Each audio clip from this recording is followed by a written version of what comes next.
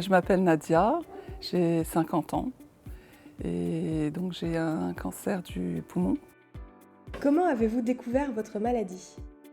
Donc en fait, en 2019, je travaillais et je suis une personne assez sportive. Je fais du tai chi, je faisais de la natation, je marchais, je courais et j'avais remarqué que j'avais un problème au souffle, enfin de souffle et j'étais souvent enrhumée l'hiver.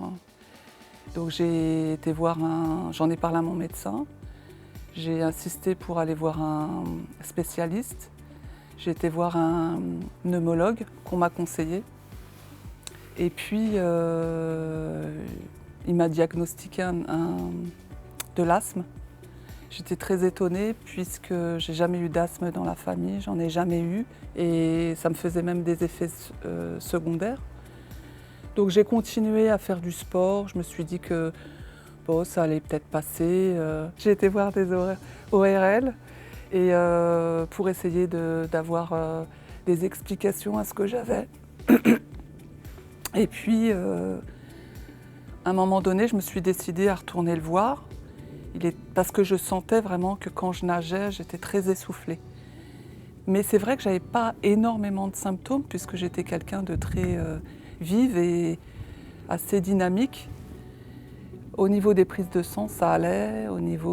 J'avais fait une radio, ça allait. Et donc je suis retournée le voir. Ça a mis un peu de temps parce qu'il y avait les vacances. Donc j'ai réussi à avoir un rendez-vous en septembre 2019. Il m'a fait faire une radio, il m'a fait faire des examens de souffle. Il m'a questionné, j'avais expliqué que j'avais une sœur qui avait un cancer du sein. Mais je disais tout ça, à aucun moment j'ai pensé que moi j'avais un cancer. Il m'a redonné le même traitement en me disant que j'étais asthmatique, qu'il fallait que je continue le traitement. J'étais vraiment très étonnée et quelques temps après, très peu de temps après, je ne sais pas, peut-être une semaine, 2 semaines après, j'étais au travail et j'étais dans un contexte un peu stressant et je sentais que mon souffle, ça n'allait pas du tout et j'avais une douleur là. Et en fait, à ce moment-là, j'ai senti que ça n'allait vraiment pas. Et donc j'ai appelé mon mari. J'ai eu de la chance de croiser une collègue qui m'a remplacée sur mon lieu de travail. Et donc j'ai été aux urgences juste à côté de mon travail. Ils m'ont auscultée, ils ont fait des prises de sang, radio à nouveau. Ils ne voyaient rien, mais ils m'ont dit quand même on va faire un scanner. J'ai fait un scanner dans la semaine, j'ai pas tardé. Et là le médecin m'a appelé.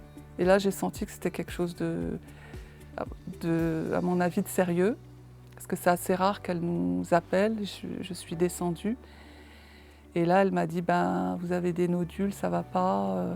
Il faut absolument voir un oncologue et très rapidement. J'ai commencé avec elle. C'est un oncologue femme très très très gentil, vraiment extrêmement douce et bienveillante. Et j'ai fait pas mal d'examens. Et c'est à ce moment-là qu'elle m'a dit que j'ai su que j'avais un cancer du poumon. Et malheureusement, vu qu'on a tardé à cause des diagnostics qu'on m'avait fait, j'ai perdu beaucoup de temps. Et donc déjà, j'étais à un stade 3. Puis quand j'ai su tout le parcours que j'allais avoir, la chimio, les rayons, éventuellement l'immunothérapie, d'un commun accord avec le médecin, m'a laissé le temps de réfléchir quand même. J'ai décidé de me faire suivre sur Paris, puisque je me suis dit, au stade où je suis, il faut que j'ai le maximum de chance. Et puis au niveau technique, ils étaient plus à la pointe au niveau... Déjà, j'ai vu qu'elle demandait conseil au professeur. Donc j'ai eu la chance d'être suivie par un professeur. Qu'est-ce qui vous a le plus aidé? Qu'est-ce qui vous a le moins aidé?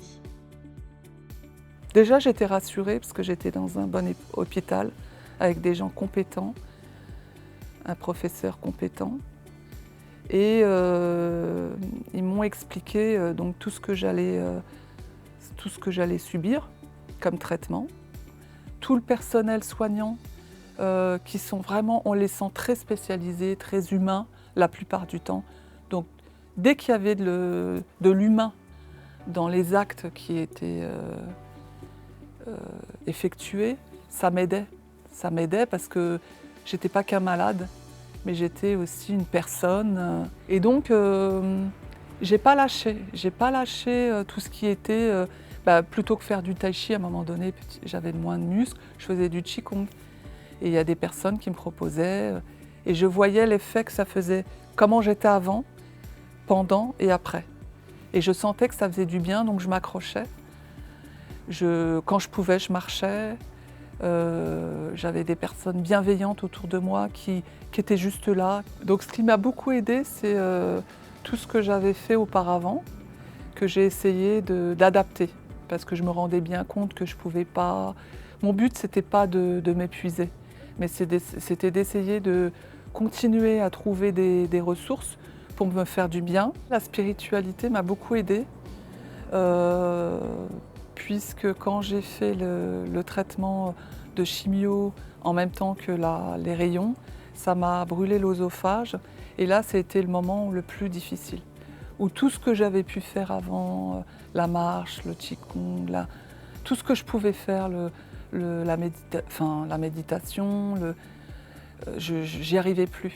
J'étais un summum de la douleur, où on a essayé de me donner des traitements beaucoup plus forts, mais ça faisait des effets secondaires. Donc j'avais mal à la tête, j'avais envie de vomir, enfin c'était terrible. Donc à ce moment-là, c'est vrai que j'ai beaucoup puisé en moi. Et je priais à ma manière, peu importe la religion, mais j'avais ce côté spirituel en moi et je continuais à prier, même si j'ai l'impression d'être seule à ce moment-là. Donc j'ai réussi à trouver des astuces par moi-même aussi. Par exemple, je faisais, quand ce moment était très difficile où je ne pouvais plus manger, même boire, c'était douloureux. Je prenais mon temps, j'essayais de faire tout ce que je pouvais pour que ça soit le moins douloureux, en avalant tranquillement. Je mélangeais ça à la salive pour pouvoir être moins brûlée. Et puis, un truc que je faisais jamais, je faisais des puzzles pour essayer d'amener mon cerveau vers autre chose que la douleur. Et en attendant, j'essayais de manger quelques grains.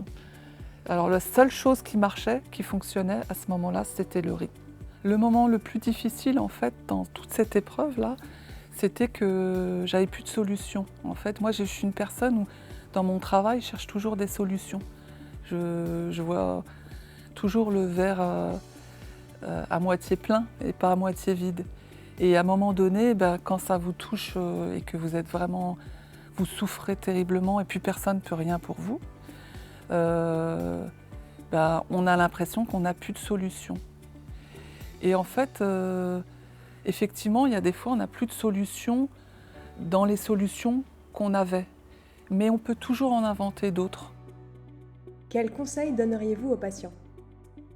Donc moi, je conseille aux patients, aux personnes qui sont malades, d'un cancer ou autre, de ne pas avoir peur d'aller chercher en eux les ressources qu'ils peuvent avoir, d'en inventer. Parce que souvent on est diminué, on n'a plus confiance en nous, on se sent par rapport à la société ou par rapport à la famille, on se sent complètement diminué. Mais en fait, c'est dans ces moments-là où on peut creuser et aller chercher vraiment pour voir qui on est. Et il faut prendre ce temps. Je pense qu'il faut prendre ce temps-là. Il y a des personnes effectivement qui sont pressées de reprendre le travail pour faire comme si de rien n'était. Ils reprennent leur vie, leur rythme infernal. Parce que le rythme de la société est souvent très soutenu. Mais moi, je pense que ce moment-là, il faut faire une parenthèse et savoir ce qu'on veut vraiment et se faire du bien. Il faut prendre le temps de se faire du bien. Alors, il y a des gens qui ne peuvent pas s'arrêter et reprendre le travail rapidement. Mais je pense que c'est vraiment important à ce moment-là de trouver des petites parenthèses pour ressentir ce qui nous fait du bien. Ça peut être, je pense que le sport, ça peut faire énormément de bien.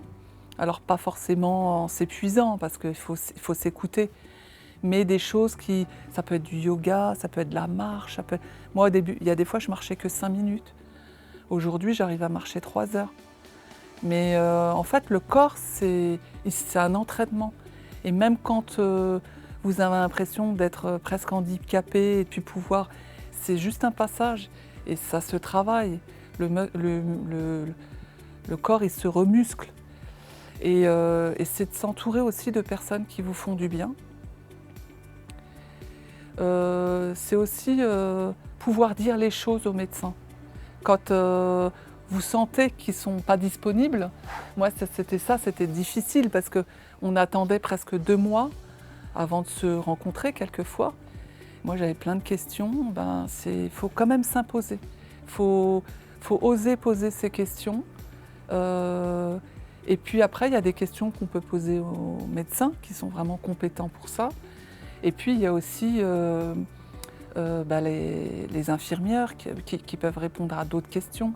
Il existe aussi beaucoup d'associations qui permettent de traverser cette étape-là, de se retrouver aussi quelquefois dans les associations avec des gens malades comme nous, pas forcément malades d'un cancer du poumon, mais ça peut être d'un autre cancer, peu importe. Mais on a moins peur de parler de la maladie, parce qu'en fait, on préserve les gens aussi qui nous entourent et qui sont sains.